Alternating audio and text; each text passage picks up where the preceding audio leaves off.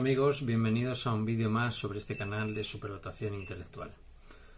Hoy vamos a hablar de por qué los superdotados son altamente rentables en las empresas y qué características debería tener una empresa para poder hacer que los superdotados se encuentren a gusto y den todo su potencial.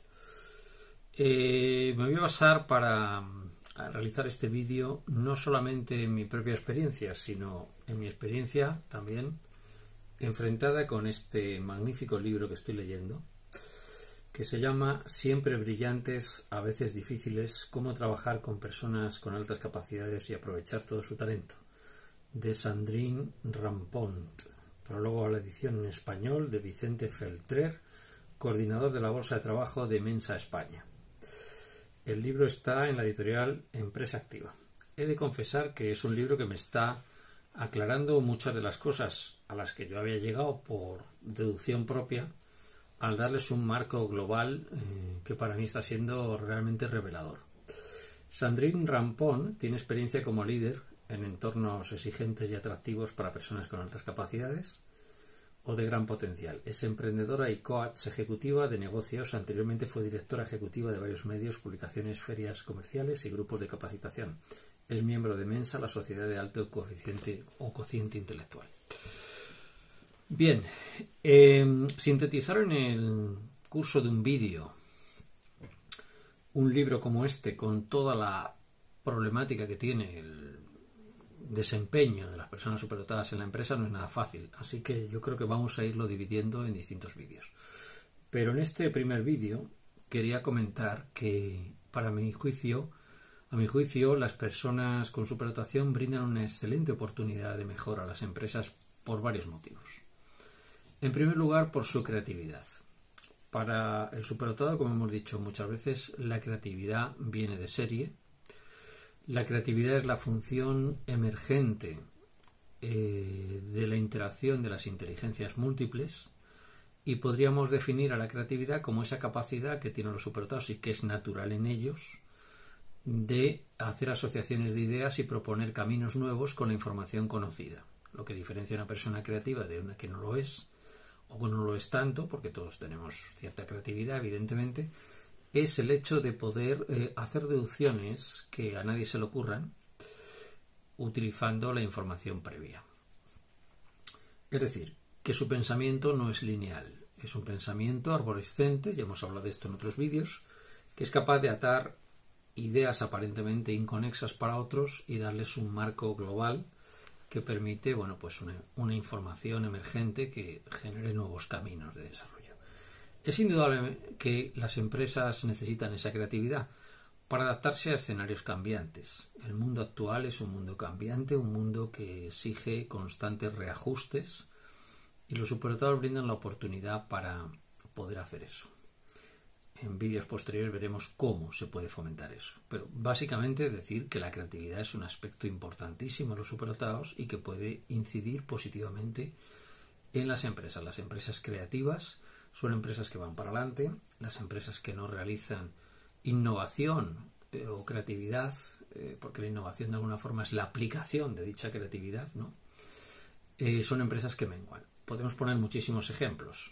En este libro pone como ejemplo Netflix. Netflix es una empresa que se ha hecho con un sector que es el del entretenimiento en televisión, con series, y Netflix y otras empresas similares, altamente creativas, dejan que sus trabajadores dediquen una parte de su tiempo a otras actividades, aparte de las de su empresa, siempre y cuando repercutan directamente en la empresa. Es decir, les dejan un espacio para que desarrollen dicha creatividad.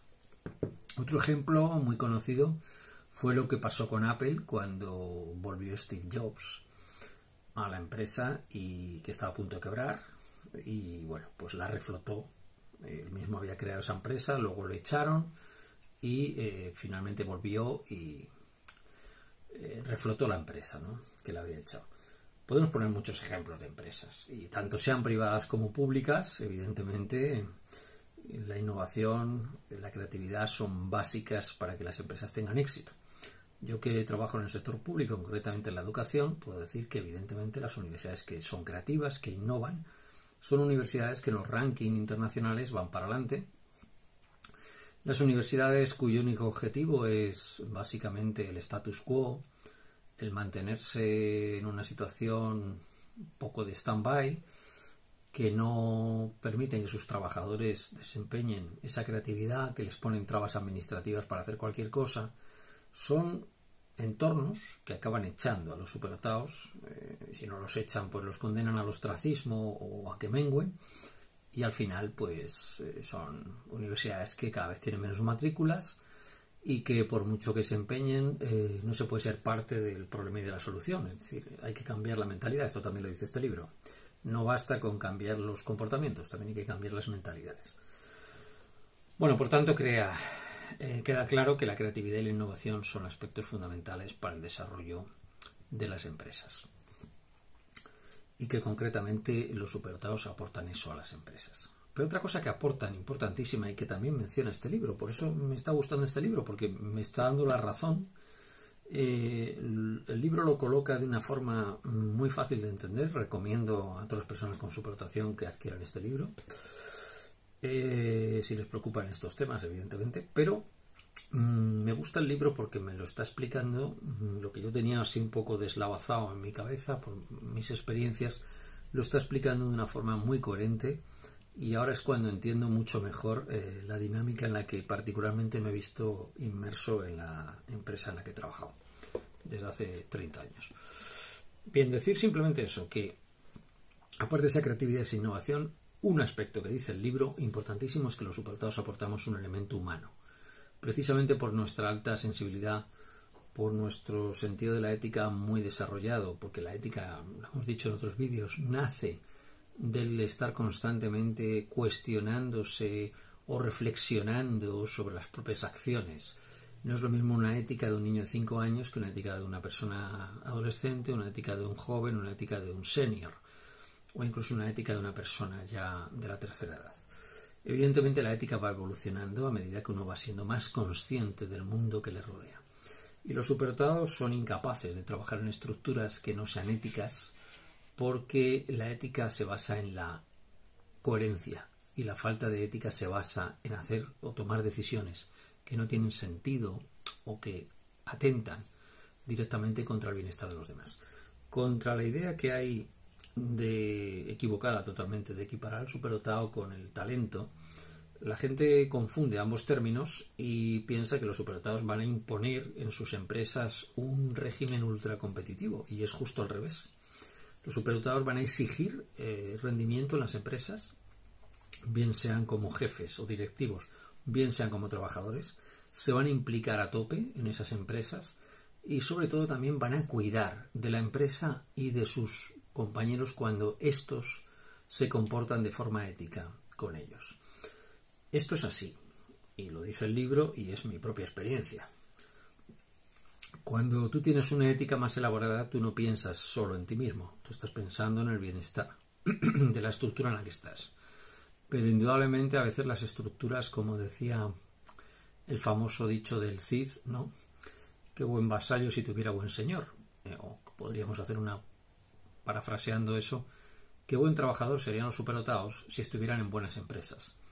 Como la mayor parte de superdotados no trabajan en buenas empresas, acaban desvinculándose afectivamente de la empresa y acaban dando menos rendimiento del que podrían dar si la empresa supiera darles el espacio que ellos necesitan, que básicamente, y también lo dice el libro, se basa en no imponer unas estructuras ultra jerárquicas, en respetar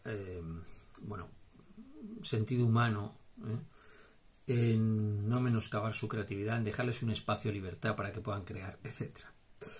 Por tanto, primera característica, ya lo hemos dicho, el talento, la creatividad. Segunda característica, ellos van a imponer, los superdotados por su propia presencia, que las empresas se humanicen. Hay un montón de iniciativas en ese sentido. Los modelos empresariales ultracompetitivos no van con los superdotados. Los superdotados ven a la empresa como si fuera su propia familia, y ven a sus compañeros de trabajo como si fueran miembros de la familia. Pero claro, en todas las familias surgen problemas, y cuando la gente no acepta a los superdotados en las empresas, el superdotado responde replegándose y perdiendo el interés tanto en sus compañeros como en la empresa en la que trabaja. Por tanto, tiene que haber reciprocidad. Es decir, para que un superdotado se involucre en la estructura en la que está, tiene que ver que dicha estructura no es una amenaza para él, que dicha estructura le da un espacio, lo incorpora, lo integra. Esto es importante, también lo comenta este libro, que insisto, es una maravilla de libro, porque está abriendo un melón, por decirlo de alguna manera, que es realmente importante. Lo tercero que yo destacaría en los superdotados cuando trabajan en las empresas es el hecho que rinden más. No rinden más cuando están estresados, evidentemente, o cuando están en una situación insatisfactoria, pero sí rinden más en el baremo que tenemos que ver el rendimiento, que es costos-beneficio. Normalmente los superdotados acaban trabajando muchas veces solo en las empresas o no acaban interactuando con sus compañeros debido a que no ven esa reciprocidad o que la mayor parte de gente se trata de aprovechar de ellos y entonces no vemos esta ecuación que comento de rendimiento. Pero lo cierto es que la mayor parte de superdotados son capaces de rendir más en las empresas si se les dan los medios para ello. Es decir, que a igualdad de medios, por decirlo de otra manera, a igualdad de medios rinden más. Como esto es difícil que mucha gente se lo crea, por decirlo de una manera, si no tiene datos, yo he hecho un pequeñísimo estudio basándome en las pautas de rendimiento académico, que es en el caso de mi empresa, que es la universidad, de una serie de compañeros que sé que son superdotados y para que nadie piense que arrimo el asco a mi sardina, pues lo he hecho en un campo de investigación que no es el mío. Es decir, yo no me he incluido en esa estadística. He incluido a compañeros míos que son superdotados y que además trabajan en biociencias, en el campo de las biociencias. Concretamente me he basado en 5 personas superdotadas que trabajan en distintos campos de la biociencia, que van desde la biología molecular hasta la citología, histología o en aspectos relacionados con líneas de investigación de genética, etc. Bueno, pero siempre con el denominador común de biociencias. Y luego he medido la productividad en personas que me consta que no son superdotados y que trabajan en la misma institución y también en el campo de biociencias. El resultado es que a igualdad o muy similares recursos económicos, los superdotados rinden 4 veces más. 4 veces más ellos, pero si vemos que la estructura en la que ellos se encuentran normalmente es de equipos con menos personas, es decir, los superdotados acaban trabajando en equipos o individuales, como puede pasar a mí, prácticamente en el 90% del tiempo, o en equipos de 2, 3, 4 personas a lo sumo. Si lo vemos la productividad en el hecho de que el equipo tiene 4 individuos como máximo, o lo vemos la productividad en el caso de neurotípicos que están en estructuras mucho más grandes, la cosa ya es realmente llamativa, porque claro, un superdotado rinde 4 veces más. Pero si ese 4 veces más lo relacionamos con el hecho de que sus estructuras de grupo son la mitad o la tercera parte que las estructuras de otros, pues evidentemente el rendimiento es todavía mayor. Es decir, cuando tú estás en un equipo de 10 personas trabajando, a poquito que hagan esas 10 personas, el rendimiento global es mayor que si estás en un equipo de 4 personas y trabajas lo mismo. O sea, los superdotados rinden más, inclusive a pesar de que están en equipos pequeños, generalmente de trabajo. Por tanto, innovación, creatividad, humanización de la empresa y rendimiento. Y también hay otras características que tienen los superdotados que yo creo que son realmente interesantes. Y es que en muchos casos, aunque ellos no sean conscientes, les encanta involucrarse en la empresa fuera de lo que sería el contexto puramente empresarial. Muchos superdotados les gusta, por ejemplo, en el caso de la ciencia, la divulgación científica, les gusta enseñar lo que hacen, les gusta contar las cosas. Esto a veces, si la empresa no crea el marco necesario para ello, el ser transparente o abierto de lo que estás haciendo puede ser fuente de que te utilicen. Por tanto, es un problema a veces, en el caso concreto de la ciencia, si tú estás deseando interactuar con otros colegas. El otro día me decía una persona que está situada en lo alto de la jerarquía académica, tuve una conversación con él por la mañana, a las 8 de la mañana, en un bar, tomando un café, y en ese momento no había casi nadie por allí. Le saludé, empezamos a hablar y la conversación derivó hacia una conversación científica sobre el campo en el que esta persona trabaja, no en el mío, en el que esta persona trabaja. Entonces yo constantemente le estaba diciendo, hombre, pues mira, esto se podría analizar de tal manera, se podría utilizar este método, este otro. Cuando terminó la conversación, que duró casi una hora, me dijo que era la única conversación científica seria o interesante que había tenido desde hacía mucho tiempo.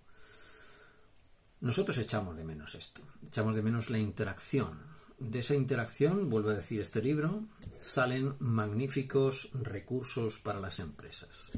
De hecho, hay grandes empresas que para evitar esta falta de comunicación entre sus trabajadores se subdividen en pequeñas estructuras con cierta autonomía. El ser humano no ha sido programado en el curso de la evolución para trabajar en estructuras muy grandes.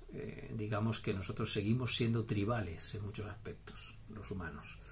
Y por tanto las estructuras de trabajo coordinadas no deberían superar 5 o 6 personas, porque empiezan a aparecer dinámicas en las que falta la comunicación. Es decir, más vale una estructura pequeña bien coordinada que una estructura grande mal coordinada. Y esto lo entienden muchas empresas que hacen secciones dentro de la empresa e incluso pueden llegar en empresas muy punteras tecnológicas a tener su propia financiación, aparte de la empresa global o matriz, su propio presupuesto, etcétera. Y comenta varios casos de empresas con el libro del campo tecnológico. Y es altamente eficaz eso. Es decir, las empresas cuando tienen cierta masa crítica empiezan a perder eficiencia debido a esta falta de comunicación. Esta es otra característica que yo situaría. Y hay muchas más, pero yo creo que con estas queda muy claro algo que para mí es fundamental. Y es que de una santa vez se entienda que los superdotados no son una amenaza para ninguna empresa, todo lo contrario, son una oportunidad de desarrollo, que hay que hacer lo posible por detectarlos en edad más temprana, darles la posibilidad de que se desarrollen para dar su máximo potencial, no en el sentido de utilizarlos o deshumanizarlos, sino todo lo contrario, de hacer que se sientan satisfechos y útiles en la sociedad. Y una sociedad que no innova, que no trabaja sobre las altas capacidades, que no desarrolla el talento, es una sociedad que está condenada a quedarse atrás. En las sociedades en las que se potencia el talento y la superdotación son sociedades que avanzan. Por tanto, esto es importante. Y me acabo de acordar, me estaba dejando una característica importantísima. Hemos hablado de la innovación, hemos hablado de innovación, creatividad, hemos hablado de ese sentido de humanidad, hemos hablado de la capacidad de trabajo, hemos hablado del sentido de comunicación, y me estaba dejando la ética en un sentido pleno, digamos. Muchas empresas acaban siendo devoradas por dinámicas que normalmente tienen que ver con elementos tóxicos dentro de dichas empresas que van exclusivamente a su propio beneficio. ¿Cuántas empresas hemos visto fracasar porque han entrado en conflictos internos, en guerras intestinas, entre egos, por decirlo de una manera, o en la que alguien de repente pues ha tomado decisiones que le convenían a él exclusivamente sin pensar en la empresa? Ese altruismo, que era el tema que yo me estaba dejando, el altruismo en el superdotado es otra característica fundamental para que las empresas triunfen.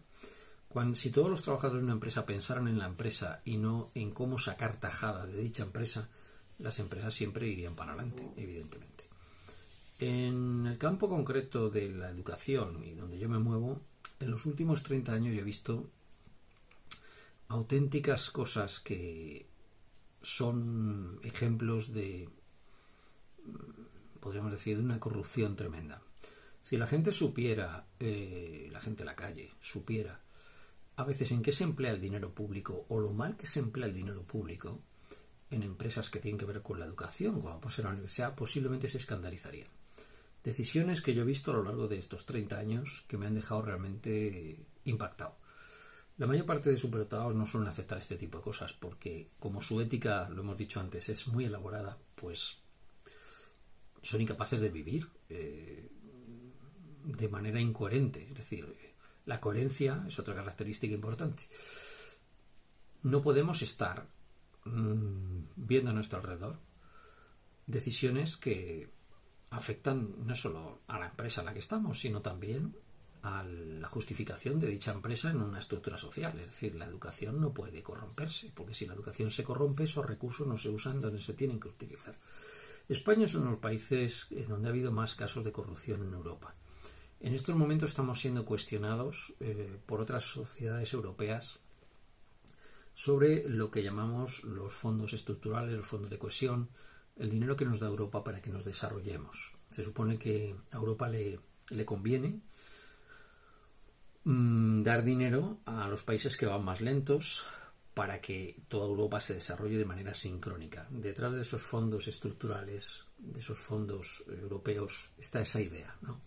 Que todos los europeos nos desarrollemos, que nuestras sociedades avancen, que sean cada vez más democráticas, con más igualdad, etcétera, y mayor bienestar. Si un país va a la cola o va detrás, evidentemente eso no conviene al resto de países.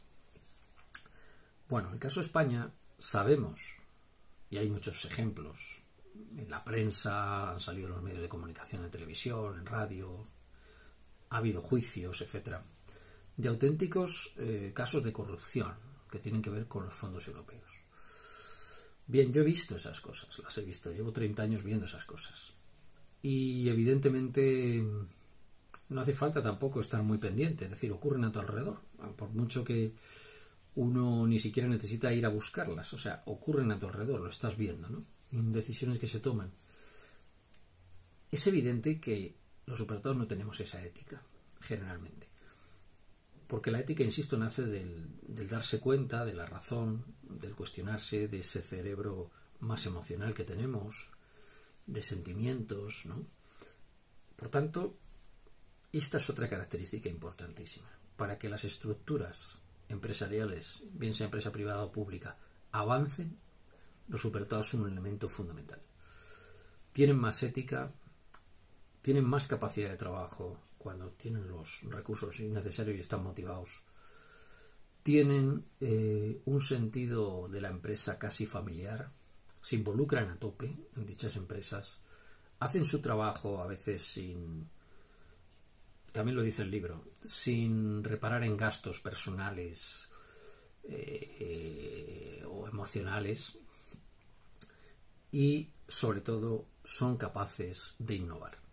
Por todas estas características, creo que cualquier estructura empresarial que invierta en cuidar a sus trabajadores superdotados es una estructura que va a avanzar.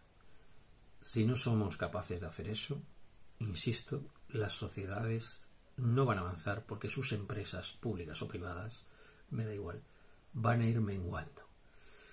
Los modelos empresariales del presente y del futuro tienen que ser modelos que cuiden este recurso humano que nosotros representamos. Yo tengo una enorme experiencia no en lo que hay que hacer, sino en lo mal que lo han hecho conmigo. Han conseguido que una persona con vocación, con un deseo realmente de ayudar, acabe siendo una persona que trabaja exclusivamente por su propio interés y con un grupo muy selecto de personas. Yo no me involucro con cualquiera, no me pongo a trabajar con el primero que me lo pide. Es más, intento no trabajar con gente con la que no tenga una sintonía del 100%, porque he tenido experiencias muy negativas en el ámbito del trabajo. Y claro, es una pena que yo no pueda ayudar a la estructura no solo empresarial en la que me encuentro, sino a la sociedad también en la que me encuentro. No quiero hacerlo, de hecho, porque no se dan las condiciones para que lo haga. No porque no salga de mí, es que no se dan las condiciones. Si cada vez que tú tratas de ayudar a alguien, esta persona se aprovecha de ti. Si cada vez que tú tratas de ayudar a alguien, te das cuenta que, aunque no se aprovechen de ti, tu idea acaba en manos de otro, aunque no se aprovechen directamente, me refiero, cuando ves que te bloquean tus iniciativas y sin embargo a otros neurotípicos como ellos les dan todo tipo de prebendas, pues acabas dándote cuenta que realmente las estructuras empresariales dirigidas por neurotípicos, por y para neurotípicos, y que tienen a los superdotados marginados, son estructuras que van hacia el caos. No me hace demasiado feliz saber que 30 años después tengo razón.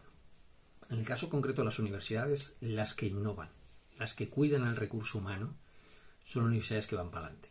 Las que se enfrascan en ámbitos puramente burocráticos, de seguidismo político hacia el gobierno que gobierna en cada momento, de represión al diferente, todas esas estructuras académicas menguan.